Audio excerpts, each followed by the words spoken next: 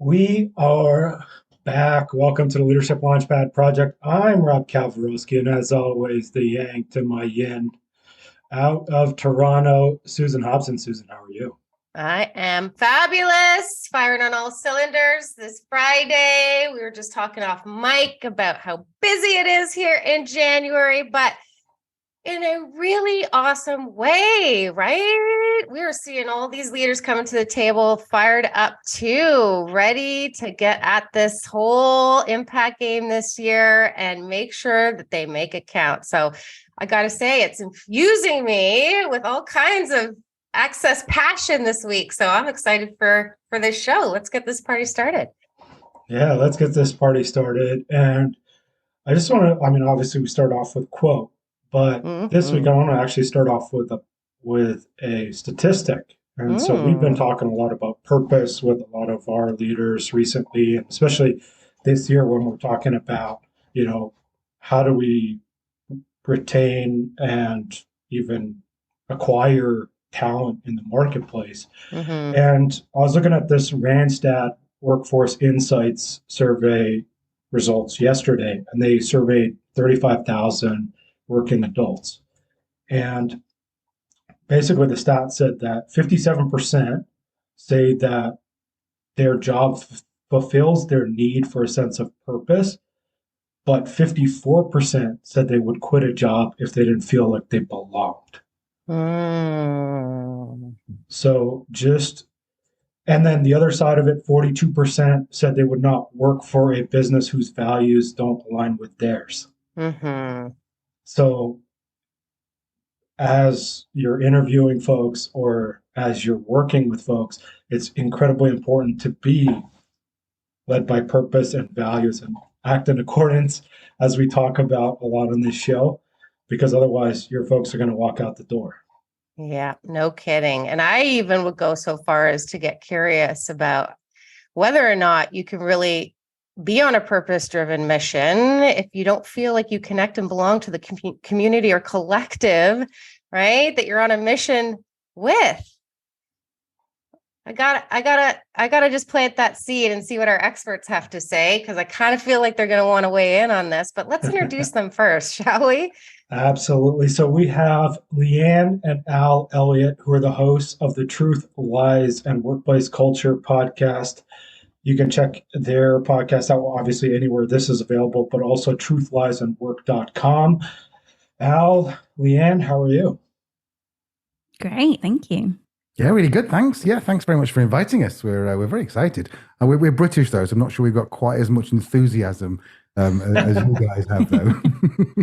Everyone who listens always says, like, is Susan the one with the huge energy? That's why we say yin and yang, right? Yeah, I don't think we all need to be super flying on all cylinders like I think it's okay. I think the different energy carries different message for different people, right? And I gotta say, I just planted the seed, and that's somewhere where I want to start off with you all. I want you to weigh in on this. What do you think about being purpose-driven, but not feeling like you connect and belong, right? What are your thoughts on this?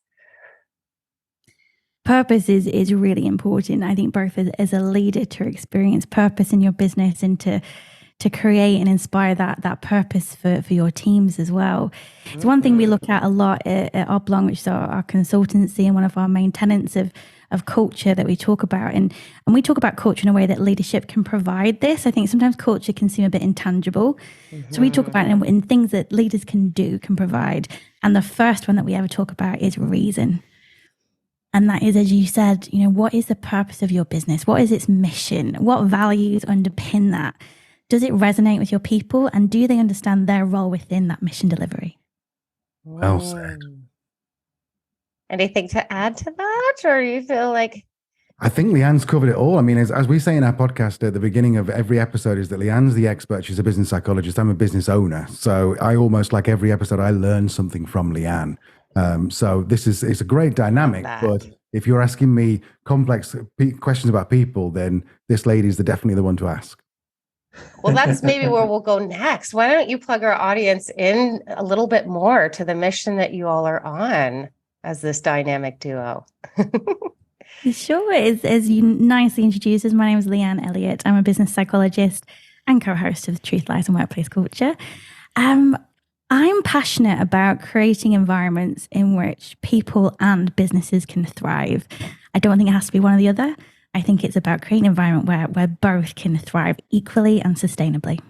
Yeah, definitely. And my name's Al, and I'm married to Leanne. We're co-hosts, co-founders. So we spend about 23.9% of our hour of a day with each other. Yeah, my experience has been building businesses. And so there's one I built before Leanne, and I realize now when I speak to Leanne that I did so many things wrong.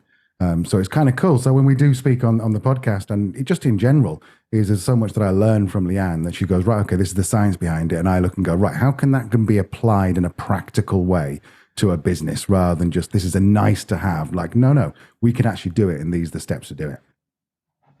I love that. And I mean, obviously, the podcast, Truth, Lies, and Workplace Culture. So I want to start with the lies. He's going right for the jugular. Right So, to the juicy stuff. yeah, like what are some of the top lies that businesses tell or that leaders learn? I think it's an overarching lie. I think we talk about on the podcast, our tagline is simplifying the science of people.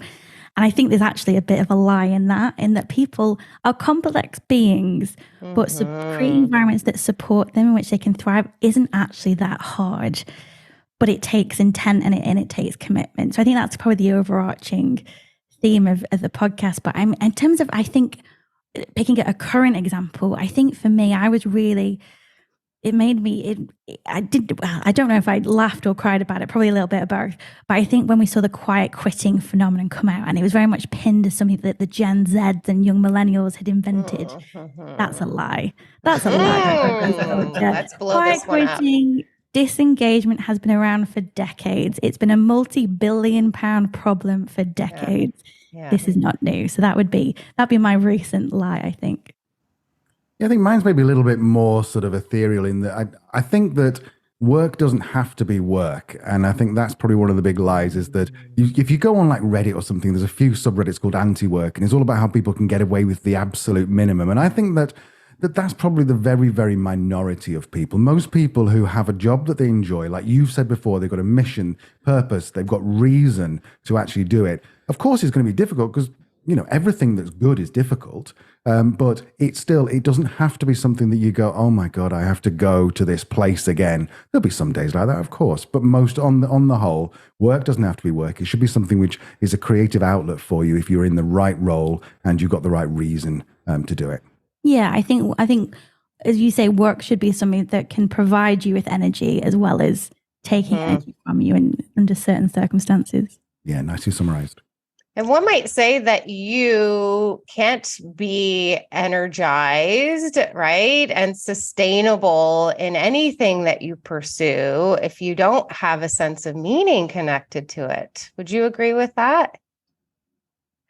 So how is it that we've gotten this far here in 2023? All this quiet quitting still happening. Sure, it's been relabeled. I mean, we've had disengagement as a problem for a very long time, right?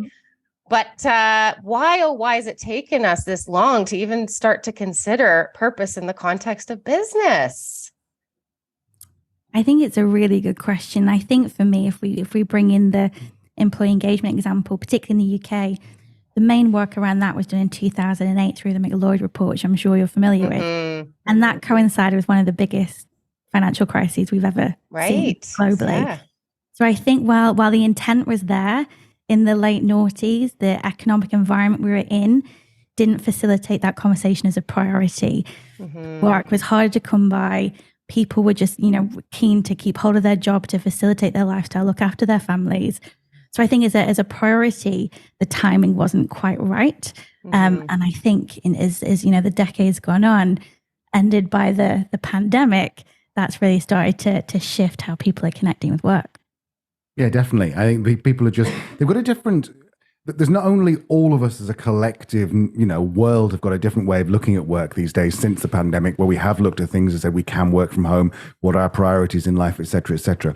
But as we've been talking before, there's a key date of the 1st of January 2024 when statistically there'll be more millennials and Gen Zs in the workforce than there will be Gen X and boomers. That's the tipping point.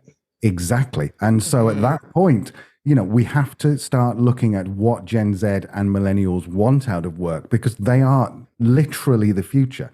Yeah. So to say that, oh, well, everything was okay 10 years ago, well, that's fine, because they only took up a smaller proportion of the workforce. So I think it's a really key date that we need to all be aware of, I think. And so Al, one of the common lies I hear from some of the 1.0 leaders, or some of the folks that know 1.0 leaders, is that millennials and Gen Zs don't want to work hard. Yes. Or they don't want to work at all. Yeah. Like, what's actually true?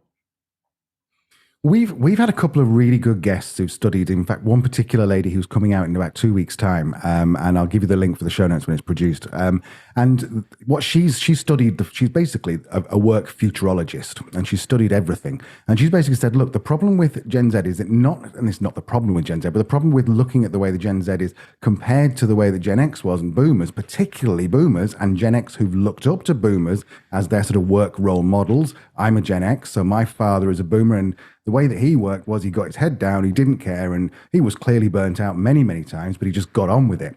Whereas Gen Z now, they want a creative outlet, as I said. They want a different way, a different experience of work.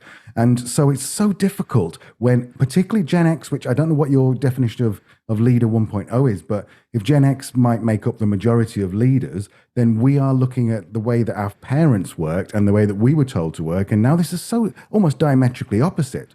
So I think it's easier for us to say they don't want to work than for us to admit that maybe we were working the wrong way all along. 100%. And I think as well, and we've talked about this on Truth and Lies, is that if we think about our own experiences, I'm an old millennial, Al's a young Gen X. I think, we grew up with parents who were very much with that work ethic that you keep going and you carry on, even if you're burnt out, you keep at it. And that work ethic, whilst it was admirable and has certainly influenced our personal drive, we also saw absent parents because they were working long hours. We saw the health conditions that came with it, physical and mental. I think when you grow up in that social environment and you see firsthand the health implications that come with that way of working in an environment that doesn't facilitate well-being or doesn't support that level of energy and input for a long period of time, I think it's understandable that we start to question, well, I don't want work to be like that. I want my work to give me purpose and I want it to be fulfilling, but I don't want it to take all of me. And I think if you look at it in that perspective, I don't think it's that Gen Zs don't want to work. I just don't think they want it to completely define them or to have to sacrifice all of themselves. I think also looking at them as consumers. I mean, you've got purpose-driven and mission behind you there, Susan. And I think that they consume now. They will prefer to consume from a brand who have, clear purpose, clear mission. And so that's their world. So why wouldn't they want to work for a company that has the same values that they have and the way in which they spend their money? It's funny, right? Because a lot of what we learned as children was this element of, well, my dad literally said to me this to me many times, was like, if work was great, they wouldn't pay you to do it. That's such a belief from that generation's mindset, isn't it? Which basically infers what? Work is only work if it's painful, if it's struggle, right? Like, it makes sense coming out of a depression era, in terms of the many factors that impacted that scarcity mindset. But does it make sense in 2023? This is what I want to circle back to. So you asked a second ago, you're not sure what our definition is of Leadership 1.0. So let's go there for a second. Leadership 1.0 to us is the management, not leadership, right? Styles that were born out of that depression era that we've just been hanging on to a little bit too long because it was admirable, right? Like our parents obviously influenced us to revere that in a way. Little did we know it's because that represented safety to them, which is a much different thing than I think we're talking about Gen Zs and millennials looking for in the context of work. So that's leadership 2.0 to us. It's that heart-centric, human-centric experience of a leader, right? Who actually shows up and is in tune to what their teams need, right? What their people need to thrive, right? To be able to access more potential than our parents' generation ever even had access to, because their nervous system just wouldn't allow it, right? So what does leadership mean to you all? This is where I want to get into alignment, because I got to feel like it's probably somewhere closer to the leadership 2.0 side of the fence. Yeah, 100%. I think you can ask 100 different experts what a leader is, what the definition of leadership is, and they'll give you a different answer. We prefer to focus on what leaders do and what they can provide, something more tangible. Yeah. I think for me, leaders, as we said, we mentioned purpose and reason before, is so important. They set that vision, that mission, that purpose, and importantly, they connect that to every individual within their business. Not only in terms of values and does that inspire them, but how do they contribute to that mission, whether it's directly or indirectly? I remember talking to somebody in one of the client businesses we were working with, which was a finance firm, and we were assessing kind of vision and reason within the realms of employee engagement and well-being. And I said, what do you do? What's your job? And he said, my job is to help business leaders sleep at night. He was an accountant. Wow, I love that. That for me, a leader is someone who inspires that purpose to something bigger, something greater, translates it into each individual job within the business, and really makes that a part of everyday working life. Definitely. For me, I mean, as I've said before, Leanne's the expert. So whatever Leanne says for me, as far as I'm concerned, goes. I think from my experience of I remember that. I know, I was going to say fake that. Yeah, don't say that about your wife. I realize that this is being recorded, yeah. And so for me as a business owner point of view, I think I've always striven, whatever the past participle of strived to have transparency in any business. I think that you look at some of the best businesses and they do have transparency all the way to the top, so everyone knows what the P&L looks like.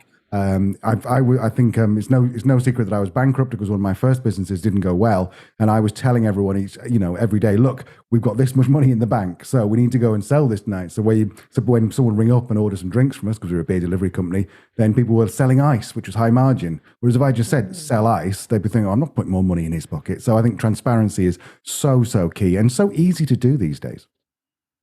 Or is it? Well, maybe it's not actually. Is that a lie or a truth? What do you think? Because I know, just from my experience thus far in 2023, working with some of the leaders I'm working with all this word on the street and all this, what's coming down the pipeline in 23 in terms of the economic pressure, right? Like the economic downturn. So is it easy for a leader to be fully transparent when they're in that kind of instability? What are your thoughts on that?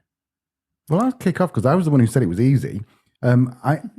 This is just a really sort of one-dimensional view of it, and Leanne no doubt put it out to be three-dimensional. But being transparent is as simple as just telling everyone what's going on. So that in itself is easy. Yeah. And making the decision to what to disclose is probably a bit more difficult. So that's where we might have to defer to our expert here. It's a fine balance, isn't it? Because you don't want to cause panic. You don't want to be so transparent about all your fears that the business and challenges you're going to face in the year ahead. Safety is still important to us, maybe not quite the same extent as it was, but it's still important and we need that stability. Mm-hmm. I think transparency for me is more around, if you make a decision, be willing to be transparent about the reasons behind that decision, how you came to to that decision, what data you use, what information you use, and why you believe it's the best thing for the business and its people right now. For example, I remember working with a business during the back end of 2020, and they hadn't been able to give out bonuses that year because they'd maintained revenue, which was phenomenal during the 2020 and what they experienced. But they'd maintained revenue. They hadn't gone up, they hadn't increased, and they'd invested lots more into supporting people to work remotely and the costs of facilitating that. There was a lot of backlash from employees within the organization that I was hearing about as part of my role about, oh, well, profits must be going somewhere else. We know we've had a good year because we've onboarded 10 plus more clients, et cetera, et cetera. When the manager or the leader actually sat down with the organization and was transparent about that revenue performance, transparent about how it had maintained that level, transparent about where they had invested to support their people better and their well-being, and what their intention was for the year ahead, and how they were intending to put that bonus back on the table, people were like, okay, I get it. I think the problem with the lack of transparency around big decisions is people come to their own conclusions, and often those conclusions are wrong. I think that for me is where transparency is really important. If you make a decision, do you have the integrity and the information to back it up? What's our psych safety expert think about that? I mean, obviously that's right. I think the hardest part about transparency is what does it mean about the leader themselves, right? And this is where Al was able to kind of distinguish what is true about himself versus what's true about the business. Mm-hmm. Where a lot of leaders that are kind of upstream of that level of work, the business is their self-concept. And so if the business is failing, I, as a person, am a failure, or I'm failing.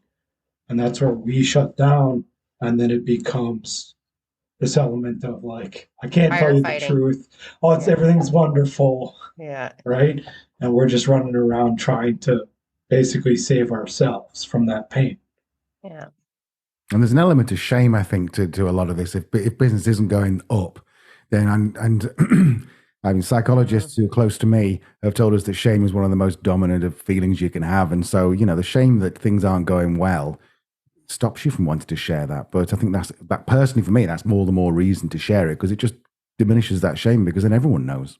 Mm-hmm. I think as well, we're talking about this kind of shifting expectations and with that, the shifts and that we're going to need to see in leadership behavior.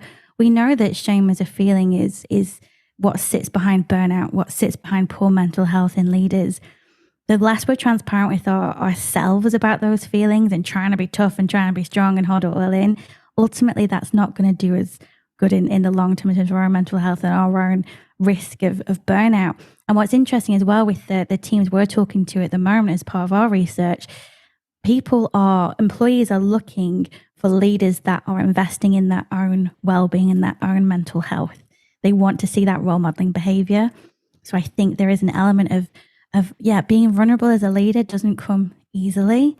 And it's not about laying everything bare, but it's about being human and making those connections in a way that, again, is going to re-inspire purpose, not only within the business, but within the leader. And I think that's particularly important in small businesses where that business leader, that business owner is so visible. Totally. Oh my gosh. And I feel like all of this in terms of connection and belonging is seriously disrupted when you're coming from that primal part of your brain, right? That makes you close up shop. And that's, I think, what's obviously going to disrupt you even further if the adversity hits, right? Like that's when we have to be highly resilient and adaptive and collaborative, because the collaboration there and the connection, the belonging, that's why I think this is a massively important baseline for any team that's trying to be purpose-driven, right? Because that's what leads to the creativity and the innovation we just talked about a second ago. That clearly has got to be a priority on every leader's trajectory this year.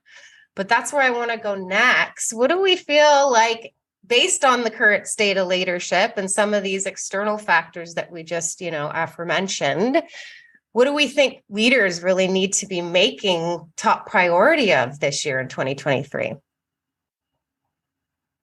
I think for me, there's a couple of priorities. I think first is investing in yourself. There is so much pressure on business leaders today. Expectations are getting higher. There's a huge amount of pressure. And I think rightly so, there is. If you are taking your role as a leader seriously, you should feel that accountability on your shoulders.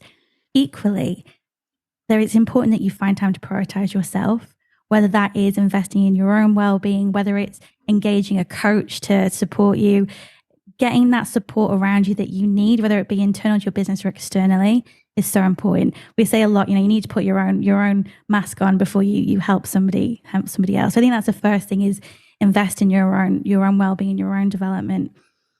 I think secondly is really looking at, does my working day facilitate me to be a leader, to be a manager, and not just the business owner leader, but other leaders and managers within their business. If your role doesn't facilitate you to spend the majority of your day managing your people, then you're putting up your own boundaries to creating these environments in which people can thrive. So I think really for me, the key to leadership now is appreciating that, one, you need to look after yourself, and two, you need to carve out time within your day to actually lead and manage. Ooh, that one's hard for so many leaders, especially when they're stressed, right? Mm-hmm. It's when the brain convinces you not to take that space because you got to go. So I think that's imperative. Absolutely. Dale, anything you would add? Not really. Just from a tactical point of view, I think that because I'm a marketing guy, then employer brand has become less like a buzzword and more something which you actually can build up, and it can inform you. Because if a leader's thinking about the employer brand, it'd be the same as thinking about your own customer facing brand. Are my customers happy? Are we providing? Are we giving the right information? Are we writing the right blogs? Are we advertising the right channels? So it's sort of like using the paradigm of advertising your brand from a marketing point of view and turning it into employer brand. I think makes you ask all the right questions about, are my employees happy? Would people recommend us? NPS score. I know there's now an eNPS score. All these kind of things which we've been doing for scores and scores of years in marketing should now be the sort of within the people function, and people thinking about that, because it's going to make them ask questions that they wouldn't necessarily have otherwise asked. Mm-hmm. I think. Yeah, this is the whole not customer experience, right? But people experience. PX, it's the new word. Exactly. I feel like that for sure has got to be on the horizon here in 2023. Certainly if you've never even thought about your people's experience before, at least not in this context. This is what we're saying is requisite in 23, because this is what the horizon looks like in business. This is the future. We just said the generations that are reaching that tipping point of majority this year are largely going to start to inform that more and more. So I don't even know how you acquire top talent or retain top talent or optimize top talent even, right? If you don't have some of that figured out by now. And if you don't have some of that figured out by now, that's okay. But I mean, it's time to go, right? Because let's just talk about us in a year from now, sitting having this conversation. I just don't think you're going to be able to compete, right? Because top talent is purpose-driven. So what if you're a leader out there that doesn't know what thy purpose is or hasn't contemplated the purpose of their organization? Where would we suggest that they start on that journey? Yeah, it's a good question. I think I see two different avenues of addressing that. I think firstly, as an individual, so going back to what I said before in terms of investing in yourself, I would engage a coach or somebody that you can reflect with on what that mission is. What is important to you? What are my values? What are my interests? What am I passionate about? What do I want to achieve? And then reverse engineer that into what your business is currently doing. And does that mission align? Does that purpose align? If it doesn't, that's a much bigger conversation and a bigger problem that we need to think about. But I think first that reflective practice and thinking about what purpose means to me in terms of who I am, what my values are, and what I want to achieve. Secondly, I think from a business perspective, yes, purpose is absolutely crucial, But I think it's one of many other factors within an organization that create an environment in which people feel inspired and supported and experience positive well-being and employee engagement. For me, I always recommend any business owner is figure out where you are now, because we can't begin to plot a route forward to where we want to be in January 2024 if we don't start by understanding exactly where our business is now, how our people are currently thinking and feeling, what's inspiring them, what's working, what's not, what the areas for improvement. That for me is the starting point, because you might well be surprised. And I think the thing with employee insight surveys, you always find insights that you're not expecting. And it might well be that you'll find that your people are experiencing purpose and they know exactly what they're doing. The issue is actually that you've disconnected as a leader from the purpose. So I think for me, it's first understanding the current climate within your business. Yeah, I definitely agree. And I think the purpose, I mean, back in the 80s, 90s, perhaps, business owners tended to have a purpose of let's make some money and let's go and buy fast cars, blowing hookers, that kind of like. Yeah. And it's a little bit sort of different, I think, these days. And to build a business now, particularly like we're talking with the younger generation, they need to have this purpose. So, you know, perhaps your purpose does need to change from where you started your business 20 years ago, which was just to make a big pile of money and go and buy a big house. Perhaps it needs to change a little bit. In fact, one would argue as we grow and evolve, right, and mature, that it's natural for some of those things to change and shift around. And so that's a great point, right? It's like, even if this is your first time, this won't be your last. So no pressure, right? Like, just start to exercise this. We're saying leadership is a behavior. So this is a behavior that you absolutely can control and start engaging in. And that's what I love about this strategy. And I think you can see from businesses that have had the purpose of making a pile of money, FTX, Elizabeth, I forget her name, the science company, you know, they've collapsed, they've imploded. So no longer is that, you know, a viable strategy. Sustainable. Sustainable is exactly the word I'm looking for, yeah. And I think going back to what you were saying earlier about, you know, leaders being busy and carving out that time is difficult. It is, but, you know, the reality is if that time isn't carved out, if that time isn't prioritized, one, from a mental health perspective and the brain chemistry we're experiencing isn't sustainable. But secondly, from that point of clarity, that time to reflective practice in leadership is so important. And I think if you're starting to lose that joy, that passion for what you do, that clarity over what you do, that's a time to take time out, whether it's an hour, whether it's a day, whether it's a weekend. Take that time, because that reflection will give you the headspace that you need to really understand what it is that's important, what you need to do in your business, and then go at it in a way that's going to make impact. Ooh, I love what you had to say, because the data actually backs this up too.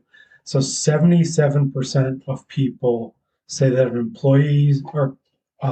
employer's values and purpose regarding sustainability, diversity, and transparency are important. So basically 3/4 of people want a purpose more than money. Although, you know, when I start off with purpose, I just go on another website, copy it off, and then post it on my own. And then what's the other joke is you just purpose and mission and values are the things you want to have, but you don't. Yeah. But in terms of like actual results from folks in an organization, employees who live their purpose at work are 6.5 times more to report higher resiliency. They're 4 times more likely to report better health, 6 times more likely to want to stay at a company, and 1.5 times more likely to go above and beyond to make their company successful. So it's not only good for your folks, and obviously we've proven this over and over and over again, but it's not only good for the well-being of your folks, it's also good for business. 100%. And I think it can sound cold sometimes when I catch myself when I talk about this on Truth and Lies. It is the commercial business case for investing in employee engagement, investing in well-being, investing time and purpose. It can feel a bit cold, but the reality is, you know, organizations are only going to be sustainable for as long as they work. And that means that they need to make commercial sense as well. Everybody can win. And I think it's interesting, the power shift we've seen the last 12 months between employees and leaders in that shift and back and forth. But I think hopefully the resting place will be actually, we can create a scenario where we can all benefit from this. Oh, yeah. That's the world we envision, right? It's the world that's figured out, that's cracked the code on how purpose is one of the biggest performance driving strategies that I feel like we work with our clients on as mindset experts, right? I mean, this is not only just about maintaining top talent, it's about optimizing them, right? So this is the best play in the playbook here in 2023, as far as we're concerned. Speaking about purpose, we got to pull out the big guns. This is our favorite question to ask our guests. And I want to leave some space for this one because we got two of you today. What do you want your legacy to be? All of this amazing work that you're doing on your podcast and out in the world. And you just mentioned our favorite word, impact, which I kind of feel like is where we start to play in the legacy space, right? So what do you want that impact to be? Do you want me to go first? Yeah. I always think too, I won't say this exactly right, but Maya Angelou said something like, people don't remember what you said or what you did, they remember how you made them feel. Yes. And when I look back on the leaders that have had the most influence on my career and my own personal development as well, they're the leaders that I still feel in my heart and my gut. I couldn't tell you a conversation that I had with them, but I can tell you that they made me feel empowered. They made me feel psychologically safe. They made me feel creative and inspired and energized and like I wanted to give it 110%. So for me, with the work that we do through Oblong and helping business owners create these environments where people can thrive, I might not do that directly, but I know that there's going to be people in that organization that are going to have that sense of fulfillment, that sense of purpose, that sense of thriving, and they're going to remember how that felt. That's my legacy. Very nice. Woohoo, follow that one out. Let's go. I know that bar is very high. I think it's funny because if you'd asked me that maybe 15 years ago, I'm 45 now. If you asked me that 15 years ago when I was building my property portfolio business, then I would have said my legacy is to be like, oh, I want to have 100 properties and I want to be known as the guy. And as I've got older and grayer and fatter and I realized I'm more stoic, I realized that none of that means anything. Because in 100 years' time, those properties will belong to someone else. They won't have a clue that I once owned them. So it now has become a lot more about, I remember there was this one lad called Richard who'd finished university. He came to work for me at the marketing agency that I'd set up. And he was like, I don't really know what I want to do, because he did something like anthropology at university, which was an odd thing to do. I love that. I don't mean that's odd as in someone who's done it. I mean, it's just like, it's where do you go from there? Yeah. And so I realized that he would be really good. I thought he'd be really good at Google Ads. And this was going back about 15 years, maybe 12 years. And so I put him through all the Google Ads. And I was like, you can do this. You're really good at this. You're good at the science behind it. You're good at the actual content of it. You're a great media buyer. So we went through that, and then he went off and worked for another agency as senior. And now what? 10 years on, he is like head of product at one of the biggest search agencies in the UK.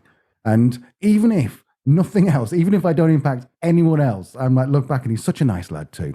And I look back and I go, do you know what? That guy, he's just flown, and all he needed was a little bit of guidance at the beginning to what I thought he was going to be good at. So I think my legacy is seeing people, seeing what's inside them, seeing what they're good at, and just give them a nudge and going, have you tried this maybe? Oh my gosh, I love it. I love it.